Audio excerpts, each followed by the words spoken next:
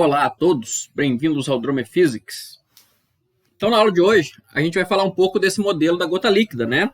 Como eu disse, né, lá atrás, na última aula, ou na penúltima, o modelo da gota líquida foi um grande sucesso, né, em explicar as características do núcleo atômico, né, no começo dos anos 30, né, no começo, até o final dos anos 30, ele era o modelo ideal, assim, que a gente tinha do núcleo atômico, né? Como é que o núcleo atômico funcionava, né? Então, como é que ele funcionava? Só para recapitular, né? Ele considerava que cada nucleon dentro do núcleo, né? Era como cada molécula de água dentro de uma gotinha de água, né? Então, era exatamente a mesma propriedade que você vê quando você coloca uma gotícula assim de água num pedaço de vidro, né? Bem liso assim, né? Bem uniforme. Né? Então, mais ou menos as mesmas propriedades você via lá, você via no núcleo atômico. Né? Quais são elas? Né? Basicamente, a incompressibilidade, a densidade constante, as propriedades de deformação, né? Você aperta a gotinha, ela deforma, a capacidade de atração de outras gotículas de água, né? Chega uma gota d'água perto da outra, ela suga a gota d'água, o núcleo cresce, né, ou melhor, a gotícula cresce, mesma coisa acontece com o núcleo atômico, ele absorve nêutrons, por exemplo, né, que não sofre a repulsão coulombiana. A propriedade de fissão, né, ou seja, você vai apertando ela assim, ela se quebra em dois, o núcleo divide em dois, a gotinha de água também divide em dois. Então, todas essas características estão presentes em ambos os sistemas. Né? Então, se alguém te perguntar como que é o núcleo atômico, a princípio você pode responder, o núcleo atômico é parecido com uma gota de água. Tá? Tem várias características que ele compartilha em comum. Né? Então, essa é a primeira coisa que você deve ter em mente. Tá? Então, beleza, claro, isso é muito qualitativo. Né? E quantitativamente, qual que é o grande segredo do modelo da gota líquida? O modelo da gota líquida ele vem para explicar isso aqui. Né? Lembra que a massa do núcleo ela é número de massa vezes a massa do nucleon, que é 938 ou 939 MeV, né? Menos B. Né? Então, essa é a massa do núcleo. Né? E ele vem para explicar esse B. Né? Porque a partir desse B, a gente tem a nossa fórmula B sobre A, né? Em função de A, que tem aquele formato assim. Né? Então, o B ele é obtido experimentalmente, né? Você faz vários experimentos, né? Qual que é a energia de ligação, né? O B sobre A é quanto você gasta para tirar um único nucleon, né?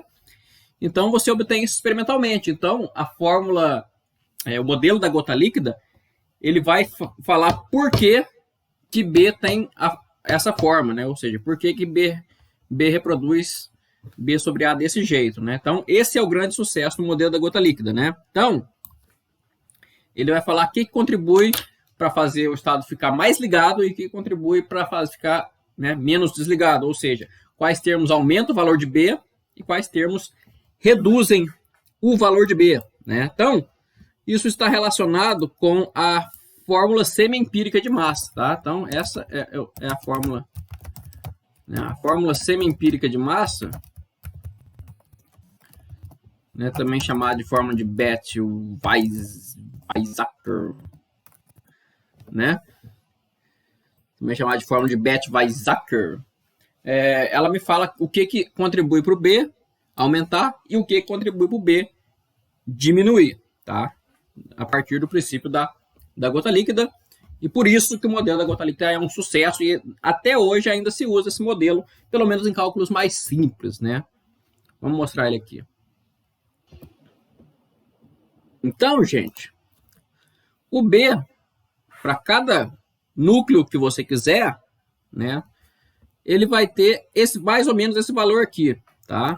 O que significa cada um dos termos aqui? Primeira coisa que vocês têm que perceber, os A's minúsculos, né, esse AV aqui, AS, AC, AA e o delta também, todos esses termos são constantes a serem terminadas, né? Então, elas são constantes, né?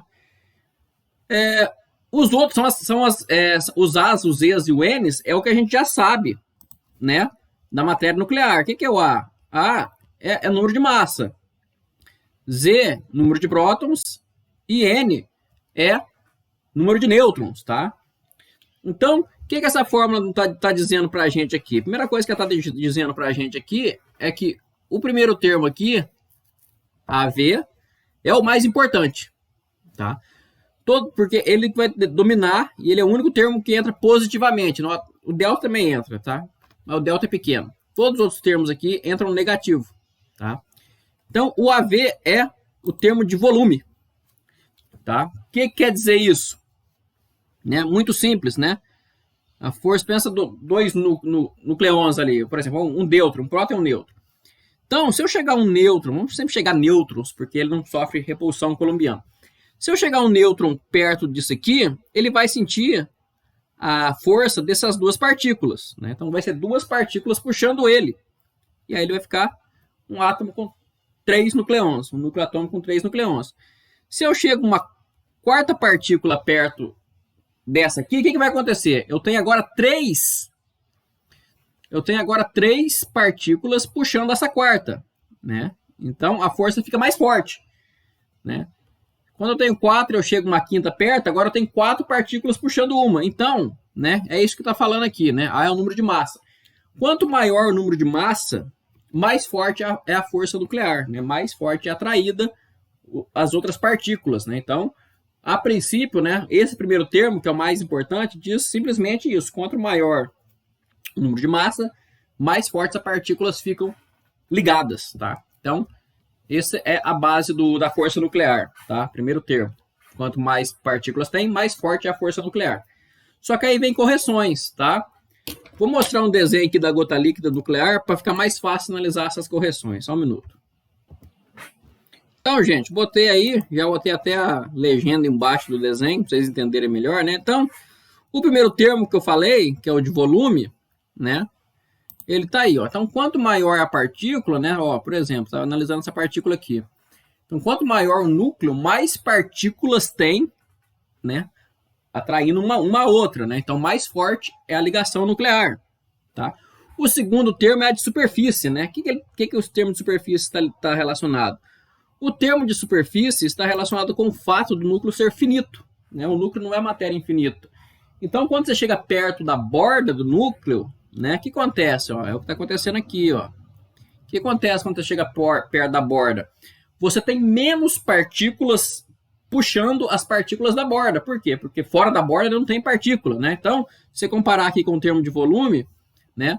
Essa partícula que está no meio aqui, ó, ela tem 5 partículas aqui, 1, 2, 3, 4, 5 partículas que ela está atraindo e naturalmente está atraindo ela também. Então tem 5 partículas, uma dando a mão para a outra para ficar bem ligada. Na borda, né? Na borda, você não tem partículas fora da borda do núcleo, né? Então nessa aqui, por exemplo, só tem 4, né? Então o primeiro termo entra positivamente, o segundo termo é uma correção, né? Ou seja, a correção devido ao núcleo ser finito, né? Como o número de massa depende do volume, que é raio ao cubo, e a superfície depende do raio ao quadrado, né? Então, se eu dividir um pelo outro, eu tenho um fator de 2/3, né? Então, a energia de ligação depende linearmente, né, com o número A, com o número de massa, né? Porém, existe uma correção da ordem de A elevado a 2/3 devido ao termo de superfície, né? Então, é simples, né? Quanto maior o núcleo, mais partículas tem, então também maior a força de ligação volumétrica, porém, quanto maior o núcleo, também maior é a superfície. Então, também maior é essa correção. O terceiro termo, né, que a C aqui é de Coulomb, tá? E ele está relacionado com o fato que prótons se repelem, né? Então, os prótons se repelem dentro dos núcleos, né? E pior do que isso, a interação da força nuclear, ela tem um alcance de 2 fermis, né? 2 vezes 10 a menos 15. E a interação da força elétrica, ela é infinita, né?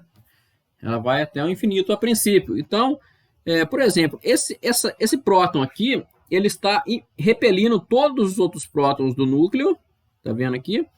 E não está atraindo nenhum deles. Por quê? Porque eles estão a uma distância maior do que 2 fermis. Então, os prótons do centro repelem os prótons de fora, né?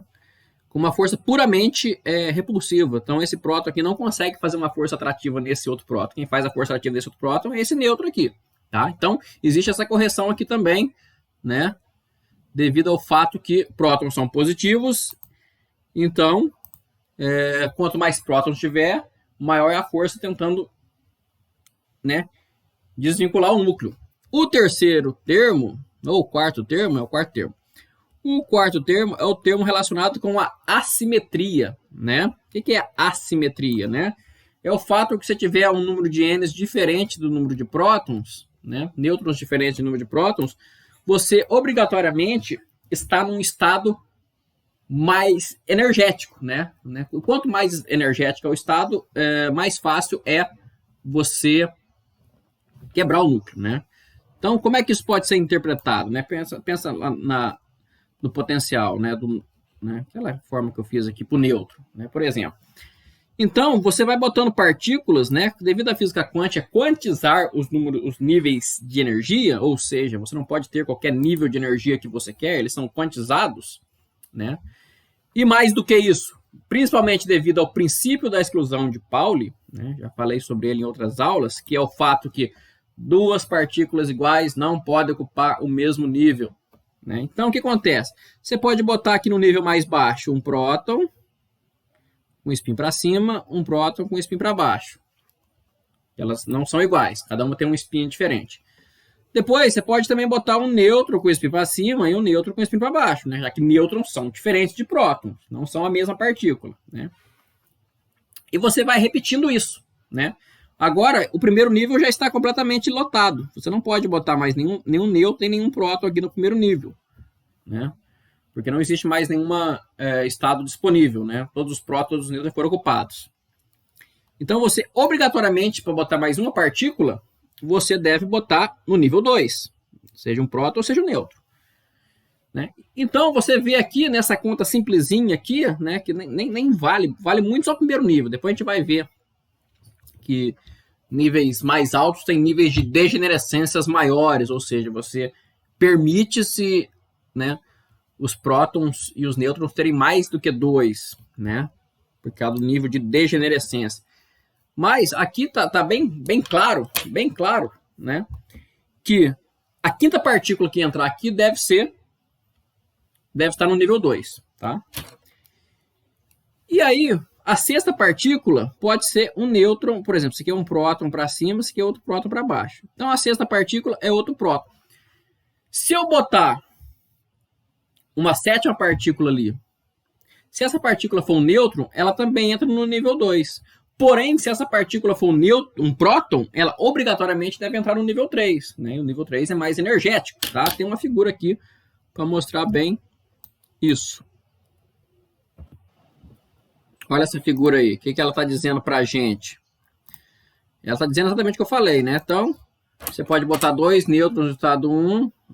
Aqui eu cortei, mas isso aqui é para ser próton, isso aqui é para ser nêutron. Isso aqui é para ser próton, isso aqui é para ser nêutron. Basicamente é isso. Então, você pode botar 2 nêutrons no nível 1, ou nível 0 aqui, primeiro nível. 2 prótons no nível 0. Um para cima e para baixo. Depois, no nível 1, mais 2 prótons, mais 2 nêutrons. No nível 2, mais 2 prótons, mais 2 nêutrons.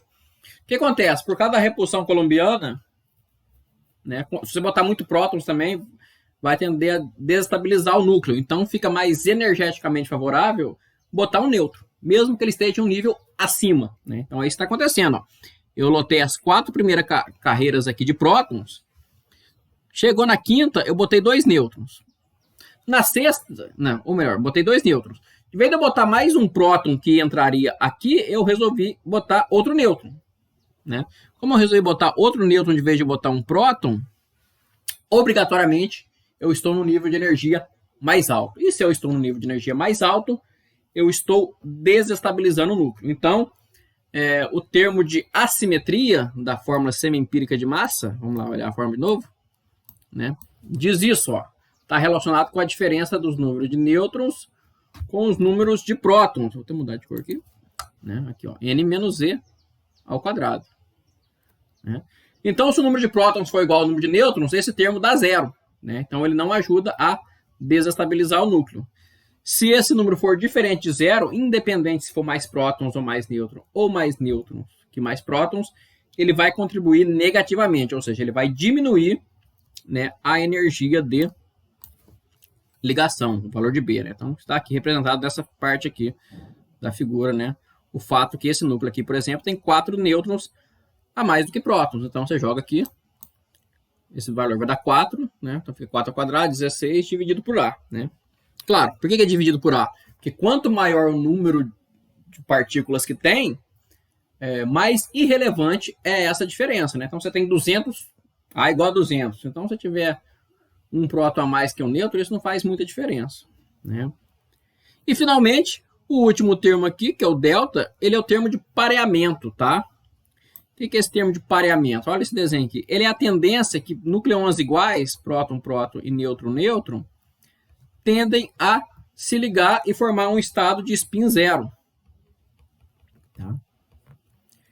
Então, sempre que tiver número ímpar de nêutron, ou número ímpar de próton, ou número ímpar de próton e nêutron, isso vai contribuir. Contribui como ali, né?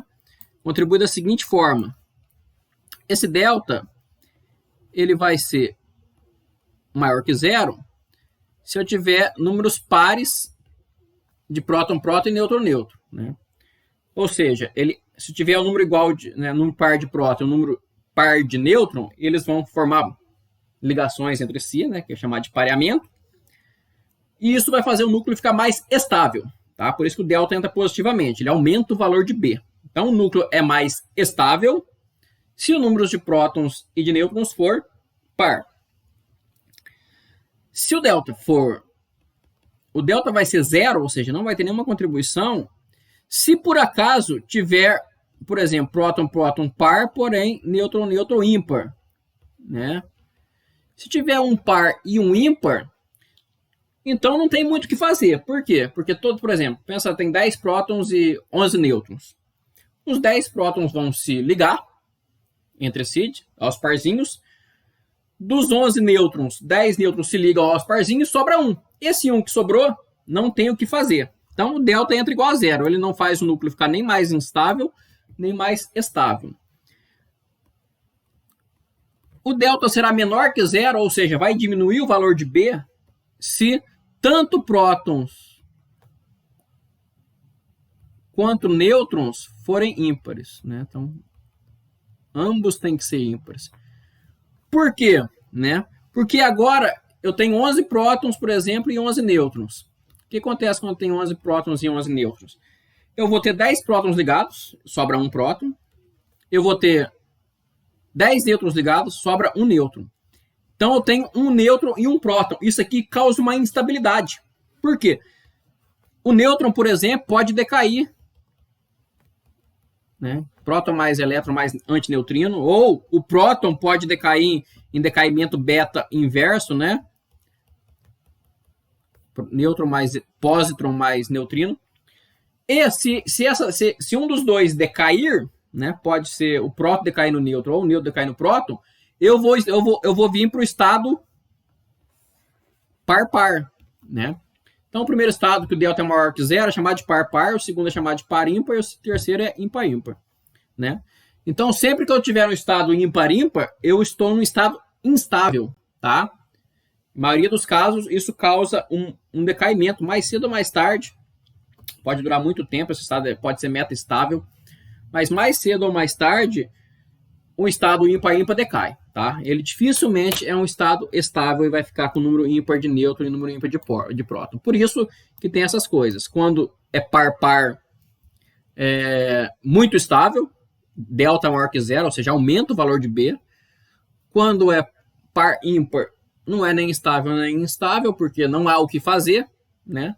E quando é ímpar-ímpar, esse estado é instável, né? Isso, o delta entra negativamente, diminuindo o valor de B, tá ok? Então, vamos parar essa aula por aqui. Na próxima aula a gente vai falar um pouco mais dessa instabilidade, tá? Nas instabilidades previstas pelo modelo da gota líquida, tá bom? E depois, na outra aula, a gente fala sobre o modelo de camadas, tá? Tá acabando o curso aí. Ou não.